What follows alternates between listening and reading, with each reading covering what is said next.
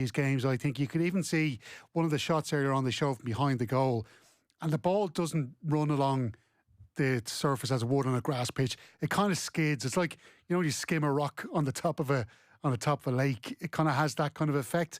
So the surface does have something to do with it.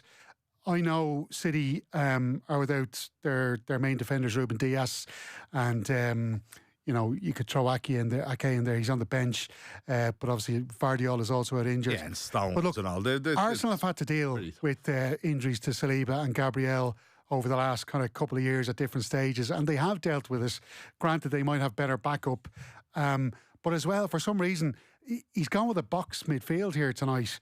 Like, he started with a strong team. It's Donnarumma in goal. He's got essentially what is a back three of Kusanov, Elaine and O'Reilly. Then Aït-Nouri and Reinders were used as wing backs. Then the box midfield, it was Rodri and Lewis at the base, and Foden and Cherki further forward behind Haaland. I just don't know if it was working for them, and I don't know why he persisted with it. It just it opened up a lot of space for Bodo Glimt to run into, and they've made taken huge advantage of it tonight. And there's so much of that's a part of a pattern recently with Manchester City. Even before last Saturday, the Phil Foden season had been one worth studying. One of the weirdest seasons ever. People talking about him as Manchester City's greatest ever footballer when he went on that 3 or 4 game run. Potential footballer of the year after that 3 or 4 game run. What did he score? 8 goals in 4 games or something like that, 2 goals a game, and then after that hasn't scored in maybe 10 games. The weirdness off really early. Exactly. That weekend. Yeah. Also, we should say as well, subconsciously, what are the players thinking of Guardiola at the moment? Because we found out through Maresca that he was contacted about that City job as far back as October, November. And is Guardiola a lame duck now at this stage? Because, you know, we know that he's such a control freak as a manager, and he insists on the players following his instructions right to the letter. Now, if the players think this guy is going to be gone at the end of the season, you know, subconsciously, are they really taking on board everything they're being told to do? Yeah. Well, if that's the information that they have within the dressing room, now, of course, you do have Richard Keys coming out and being at the weekend saying he's going to be gone within the week. So I'm not sure, does that mean he's going to be there for another 2 years or what to read into that? But he says do not rule out the fact that he's going to be gone in a week. So it does feel that there is a very live possibility that he won't be Manchester City manager at the start of next season. Yeah. In terms of how much this affect, they can bounce back from this. This is, of course, yeah. They are currently 4th in the Champions League table. I was looking at the points earlier. It's very, very bunched. It's very unlikely that they'll come out of this round of fixtures in the top 8 if and when they lose this game, as they will at this stage. But at the same time, they're home to Galatasaray next week when everybody plays. I think if they do get 3 points, they'll be close enough that someone will have to necessarily drop points, and they'll get back into the top 8 and they'll get their week off, and then they're fine after that. There's no real difference between finishing 1st and 8th, with how random the positioning is below. So I think, this isn't like the ultimate disaster by any means. I think it is important to note that they played a huge game on Saturday, and on the Tuesday early kickoff, they're in the Arctic Circle basically, and with the artificial pitch and everything like that. So I think all of the points we're talking about are valid, but I don't know how beyond redemption they are. Yeah, I know. The one other angle on this, which I know we're loath to point out, somebody's been in touch. I'm going to put them under the bus rather than ourselves. How much does this result take away from Manchester United at the weekend? That's the first thing I thought of.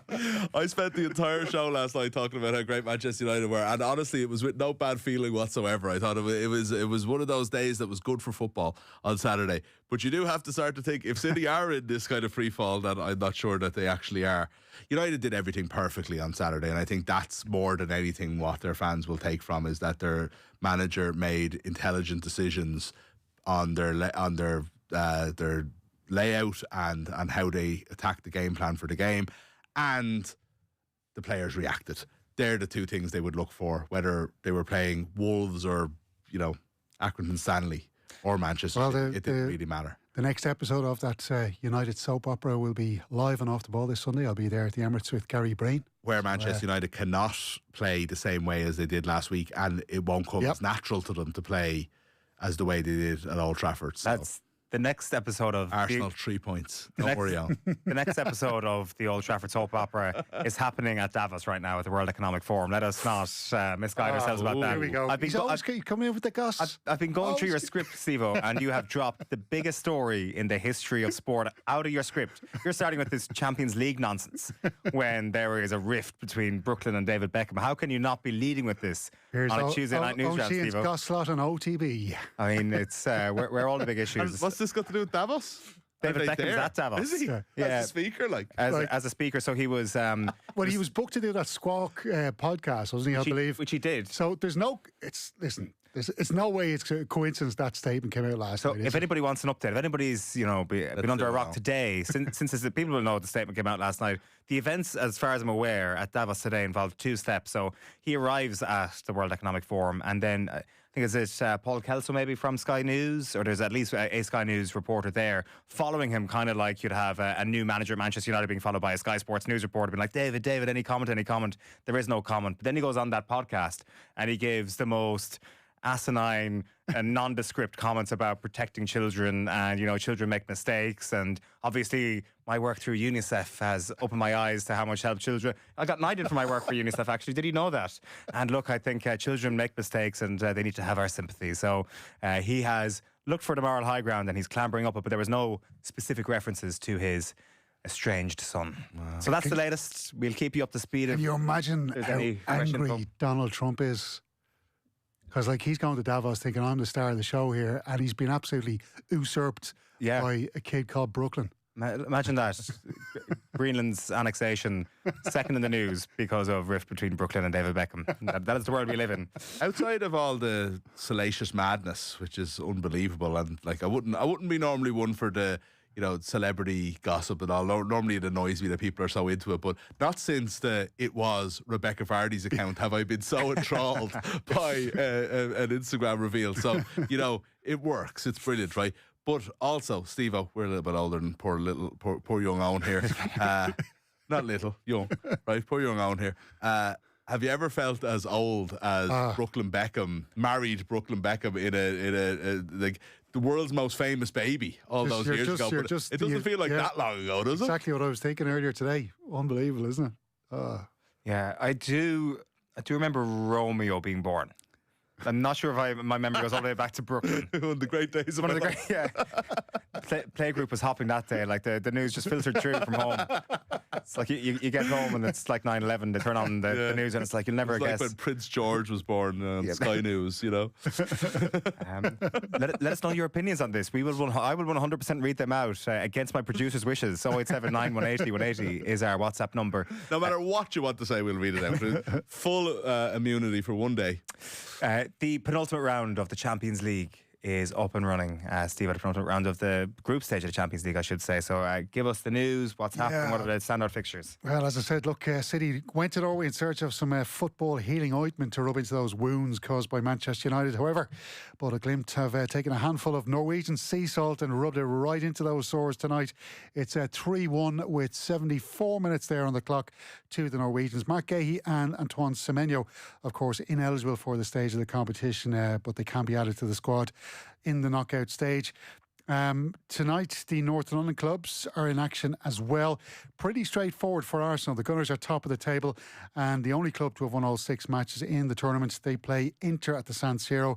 Just 1 point from that game will get them into the last 16 with a game to spare. That's at home to Kairat. They were beaten comprehensively by Brugge earlier today, 4-1. That match between Arsenal and Inter kicks off at 8. At the same time, Tottenham entertain Borussia Dortmund. The Tottenham head coach Thomas Frank hoping to silence the boos at the Tottenham Hotspur Stadium. Europe has offered the under pressure Danes some respite this season, as they've won 3 and drawn 2 so far, losing only to the reigning champions Paris Saint-Germain. Spurs are just 1 point off the top 8 automatic qualifiers. However, those boos and chants of "you're getting sacked in the morning" after the home defeat to West Ham has left everyone feeling pretty uncomfortable there. Frank wasn't sacked, as the chant suggested, but it was reported yesterday the club chiefs had met to discuss his future. He was asked ahead of the game if he could win back the fans, and he insisted he could because he has resilience. Frank explained that he listened to something recently that spelled out the 3 ingredients found in a resilient person such as he. There's one, you have good values. I see myself as a guy that have pretty good values. 2, you know reality. And reality is 1 in 5 normally don't like you, no matter what you do. 1 in 5 love you, no matter what you do. Both of them probably biased either way, too much. Then there's the 3 in 5, that if you behave well, respectful, show integrity, do your best, normally they're swayed. So no matter what you do, reality, someone will not like you. So, but I keep doing what I do, what I believe in. And then the last bit, by the way, have perspective in life, which I have in abundance. So looking forward to the game tomorrow. Defiant. I love that really deep philosophical, talk from Franklin at the end. Yeah, looking forward to the game tomorrow at the end. And also perspective. You can't possibly tell the Tottenham fans that there are more important things in life than Tottenham Hotspur, otherwise they might turn on you even further. Manchester City are in the counter-attack here, Mick, but Bodo Glimt getting complacent. Getting complacent. So they've taken off 3 players there, give them a rest for when their season starts, and they have a big game next week, I suppose, and then their season starts in a month or whatever it is. But no, you're mad. The forward who scored the first 2 goals, who I think we were going with Hoy, are we? Hoy? Ho, okay, as the pronunciation. Sorry, it's Hoy, isn't it? No? Oh, maybe it is Hoy. I was informed Ho. Anyway, he scored 2 good goals in the first half. I would encourage people, I don't know if we made enough of the calamity in the Manchester City defence, especially the second goal. I don't know if I've ever seen a player in open play that wasn't that didn't beat an offside trap or whatever, be in such open space to score a goal. But he's done very well.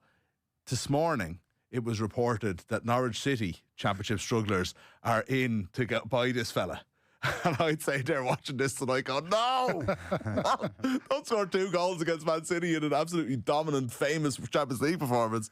Norwich might be just slightly out of his reach now all of a sudden. Is it Chris Sutton on co-coms for this? Might be, yeah. I recognise the voice. Yeah. He was just saying before we came on air that he's now expecting Everton or Crystal Palace to become interested. He's jumped in the up to striker. that level. Okay. Yeah, he's 24 years of age, so he kind of feels like a player who's ready to kind of do his best stuff at the moment. Top scorer in the Europa League last season?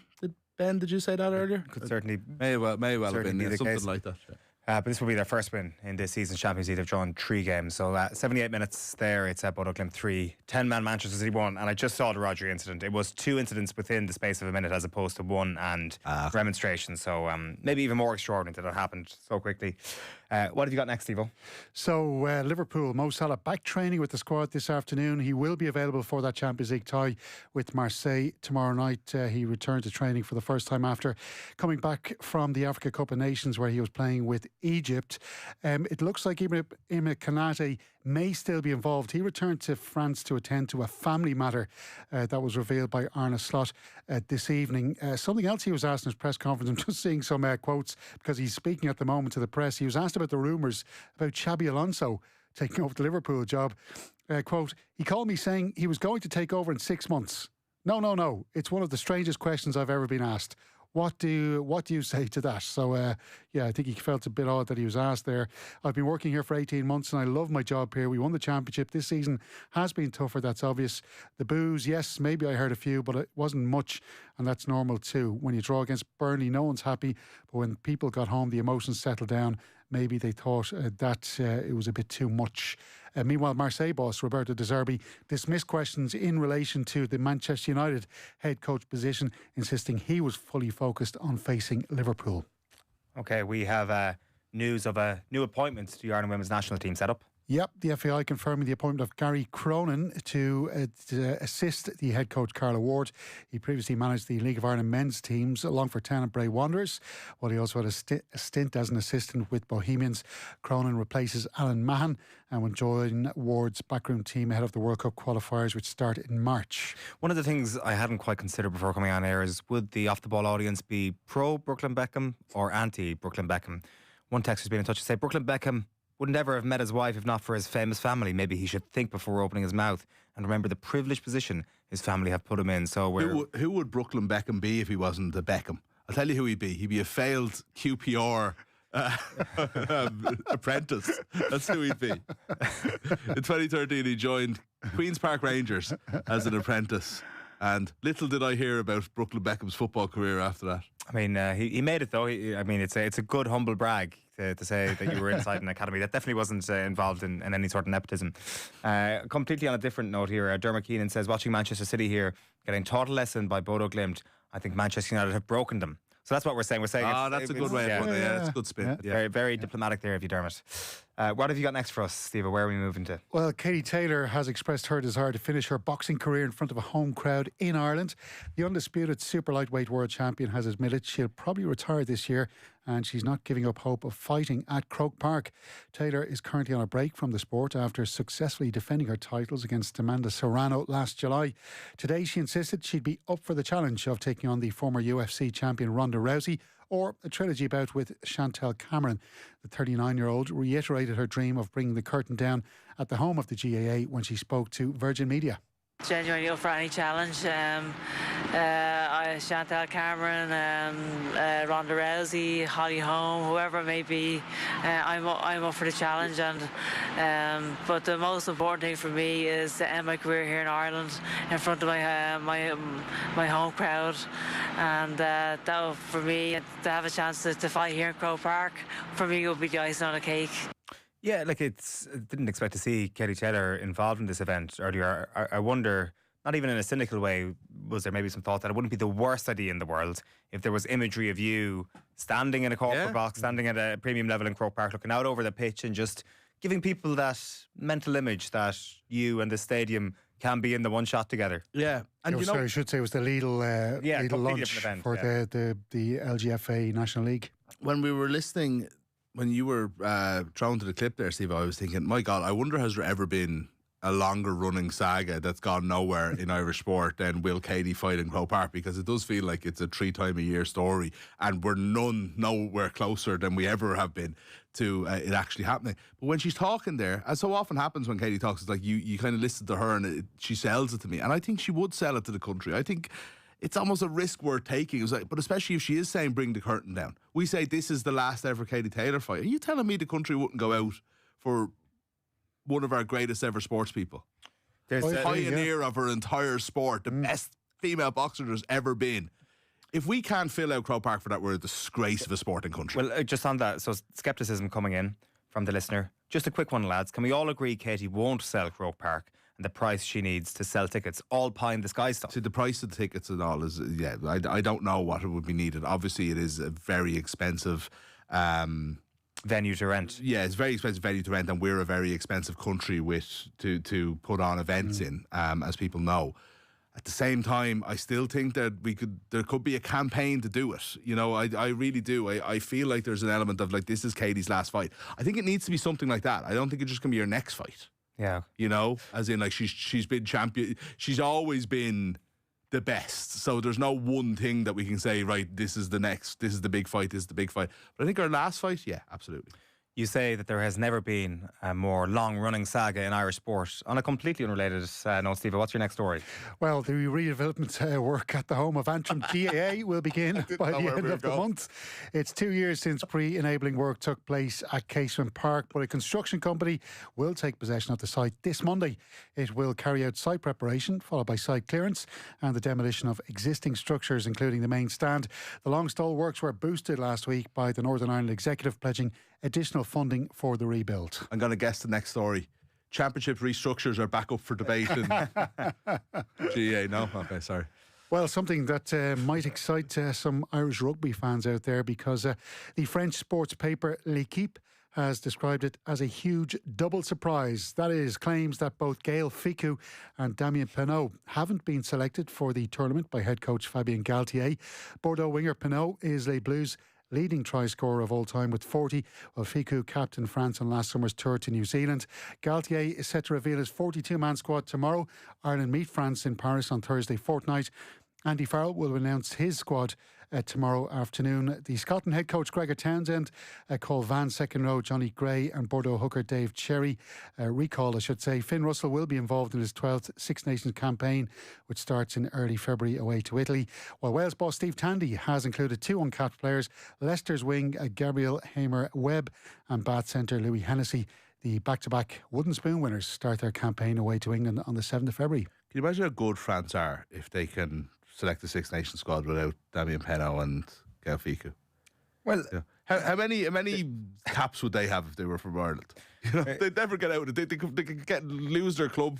They could lose their club place and still play for 3 years. But also, I mean, maybe I'm kind of like leaning into the French stereotype here a little bit. This is like screaming alarm bells a little bit here for me. Like, surely as good as France are, you're not dropping Damien Penaud from your Six Nations squad. Maybe there has to be players. There has to be a rift. It is France. Okay, let's hope. I just don't.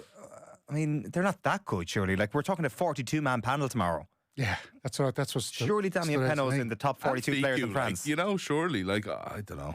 Maybe I'm wrong, but it doesn't seem that it's injury related anyway. You would think so. And Intermac's out, isn't he?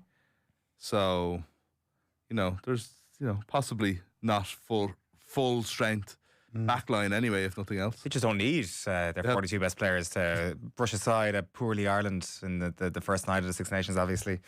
You're sticking with the rugby, Steve. We've got some Munster contract extension news. Yes, indeed. Back row Brian Gleeson has signed a 2-year extension with the province. The 21-year-old made his debut in 2023 and has gone on to make 26 appearances, scoring 2 tries. Gleeson missed a number of months due to an elbow injury this season, restricting him to just 7 appearances. And then we have some Shane Lowry. Yeah, Larry has commented for the first time since that disappointment at the Dubai Invitational, chasing a first title since 2022, a double bogey on the last. So the 2019 Open champion finished 2 shots behind eventual winner Nacho Elviria. The Offaly man admits it still stings, but he's focusing on trying to contend at this week's Dubai Desert Classic. What happened wasn't ideal. I was in a great position to win the tournament. I didn't win, and it is a tough one to take. But I think, you need to learn from it and move on. After over 17 years in this game, playing at this level, I think you're still learning every day and every week, and I'll use it hopefully going forward, and hopefully it's a sign of things to come for the year. Put myself in contention. I'd like to do that a lot this year, and obviously I want to get a win soon, but it didn't happen last week, and you never know, it might come this week. It's happening for Yannick Sinner because his bid for a 3rd straight title in Melbourne is up and running with the win at the Australian Open. The world number 2 was 2 sets up when his opponent Hugo Gaston retired injured. American Madison Keys started her women's title defence with a nervy victory. The 30-year-old eventually overcame Grand Slam debutante Alexandra Olyannikova 7-6, 6-1. 4-time Grand Slam winner Naomi Osaka battled through in 3 sets against Antonia Rusic. Stephen Doyle, thank you very much for tonight's news round. We're going to be speaking to Jason Ryan, Ballygunner manager, after the break. And before that, it's time for the Cash Machine. News Talk's Cash Machine. Now, after another big winner last Friday, there's more cash to be won this Friday. The number you need to know is €125,000 exactly. And there are 2 ways you can enter. You can visit newstalk.com/cash machine, where you can enter online, or you can text play to 57557. That's 57557. You have to get your entry in by 3 p.m. next Friday. Then across the Go Loud network of stations, someone will get that call. If your phone rings, you have to answer it within 5 rings. Give us the exact amount in euro and cent, and you'll win the cash. So remember that amount one more time, €125,000 exactly. Over 18s only. Text costs €2.50 plus your standard message rate to play. You're playing